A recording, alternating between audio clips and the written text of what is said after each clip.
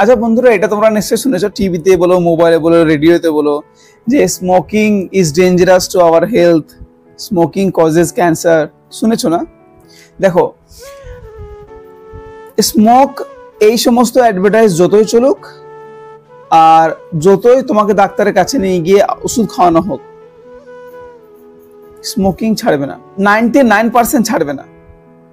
দুটো জিনিস আছে, এই দুটো জিনিসের ব্যাপারে তুমি যদি সিরিয়াস হয়ে যাও, 100% চলো 100% না হলেও 99.9999% গ্যারেন্টি তুমি আর স্মোকিং এ হাত দেবে না। ঠিক আছে? এইটা আমার নিজের লাইফের এক্সপিরিয়েন্সে তোমাদের সঙ্গে বলছি। স্মোকিং ছাড়তে গেলে তোমাদেরকে দুটো জিনিসের উপর ধ্যান দিতে হবে। আচ্ছা, একটা আমাদের হলো, দুটো।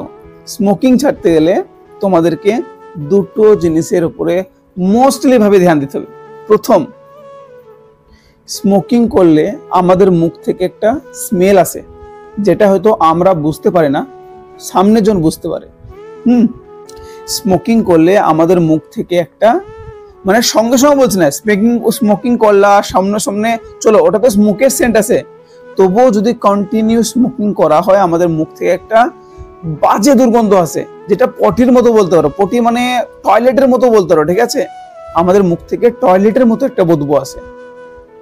এবার তুমি এক সেকেন্ডের জন্য ভাবো, আজকের দিনে নতুন যুগে স্বামী স্ত্রী কিভাবে থাকে, কিনা বলার দরকার নাই। এবার একটু ভেবে নাও, যদি আমি স্মোকিং না করি আর আমার স্ত্রী স্মোকিং করে, আর স্ত্রী স্মোকিং করলে ওর মুখ থেকে একটা স্মেল আসবে, স্ত্রী যদি রাত্রে বেলায় আমার কাছে আসে আর ওর মুখ থেকে একটা বাজে দুর্গন্ধ আসে, আমার কিরকম লাগবে? ওই জিনিসটা তোমরা নিজের উপরে একবার প্লিজ অ্যাপ্লাই করে দেখো, যে ওই জিনিসটা যদি তোমার উপরে আসে, তোমার কাছে স্মেলটা আসে, কিরকম লাগবে? খারাপ লাগবে না? তাহলে ওই স্মেলটা যদি আমার মুখ থেকে আমার স্ত্রীর কাছে যায়, নিশ্চয়ই ওরও খারাপ লাগবে। তাহলে কি সম্পর্কটা কিরকম হলো? ও নিশ্চয়ই, চলো স্ত্রী হচ্ছে, বাচ্চা কাচ্চা হয়ে গেছে, মজবুর, কিছু করার নাই, তোমাকে মজবুরের সঙ্গে থাকবে, কিন্তু যে সম্পর্কটা বাঁধছে, বন্ডিংটা হচ্ছে, ওর মধ্যে কি কোনো মজবুতি বা পবিত্রতা থাকছে? থাকছে না। তাহলে কি করতে হবে? স্মোকিং অ্যাভয়েড করতে হবে। প্রথম পয়েন্ট গেল। সেকেন্ড পয়েন্টটা বলে দিই, আমাদের আশেপাশের মধ্যে দেখবা অনেক লোক আছে, মানে ইয়াং ছেলে বলবো না, তবে হ্যাঁ এই সমস্যাটা দেখা যায় 35 বছরের পরে, 35 থেকে 40 বছরের পরে লাস্ট অব্দি দেখা যায়। যারা স্মোকিং করে তাদের গলাতে না, শ্বাস নালিতে একটা ঘড়ঘড়ি আওয়াজ টাইপের হয়, বা হয়তো শ্বাস নিতে একটু কষ্ট হয় টাইপের, মানে হয়তো জলদি জলদি শ্বাস নেয় বা মুখ দিয়ে নিঃশ্বাস নেই, বা হয়তো ফ্যাঁস ফ্যাঁস ফ্যাঁস ফ্যাঁস টাইপের একটা আওয়াজ হয়, দেখবা। তার মানে কি? শ্বাস নিতে কষ্ট হচ্ছে। এই জিনিসটা কেউ মানে না, এটা সিগারেট বিড়ি খাওয়ার জন্যই হয় এই জিনিসটা। ঠিক আছে?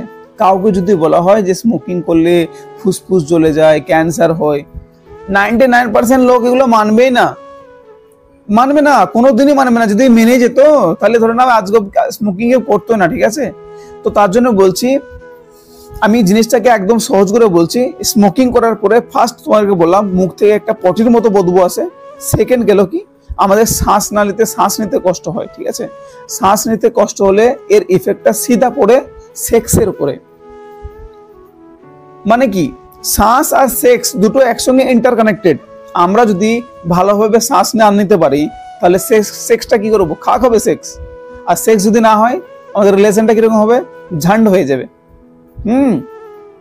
কারণ দেখো, ভালোবাসা না ওইটার উপরেই টিকে থাকে, কেউ মানো চায় না মানো, এটা ট্রু। সেক্সের উপরেই ভালোবাসাটা টিকে থাকে। এবার যদি কেউ চাও যে আমার সেক্স লাইফটা ভালো হোক, বৈবাহিক সম্পর্কটা খুব সুখের হোক, তাহলে আমি বাস এই দুটো পয়েন্টের উপরে জোর দিতে চাইছি, যে স্মোকিং ছাড়তে গেলে মাইন্ডের মধ্যে একটা জিনিস ফিক্স করে নিতে হবে, যে স্মোকিং না ছাড়লে আমার মুখ থেকে একটা বাজে বদবু আসবে। আর সেকেন্ড হয়ে গেল কি, স্মোকিং এর ফলে আমাদের সেক্সুয়াল লাইফের মধ্যে বিশাল ভাবে প্রভাব পড়ে। বাস এই দুটো জিনিসকে মাইন্ডের মধ্যে রাখো আর আগে বাড়ো। এবার তোমার উপরে ডিসিশনটা তোমার উপর ছেড়ে দিচ্ছি, স্মোকিং করবে কি না করবে। তো বন্ধুরা, আজকের এই ভিডিওটাকে লাস্ট অবধি দেখার জন্য হৃদয় থেকে থ্যাংক ইউ। ভালো থেকো, বাই।